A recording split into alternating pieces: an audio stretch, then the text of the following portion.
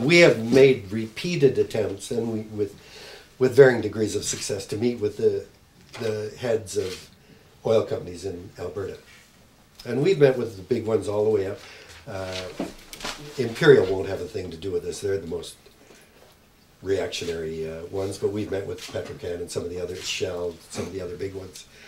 The problem is that the game within which they play, it determines where they can move. They're all human beings. Many of them say, look, I love camping, I love, and I have children and I care about my children. They all say the same things.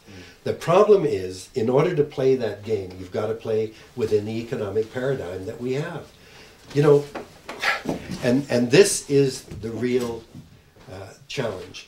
If you say to an economist, where is the place of air, the atmosphere? Where does that play in the economy? You know what they call it?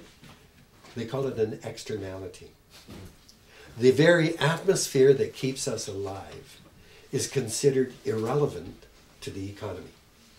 And it's the same with all of the pollinating insects that keep the planet habitable. Pollination is an externality. You think of all the plants holding the soil so it doesn't erode when it rains. That's an externality. Nature performs countless services that keep the planet healthy and habitable for us. Economists ignore this because they say it has no relevance. So as long as we operate within that economic paradigm, you've got very little room to navigate. And then we compound this problem by saying an absolutely key part of the economy is growth. Growth in the economy is critical.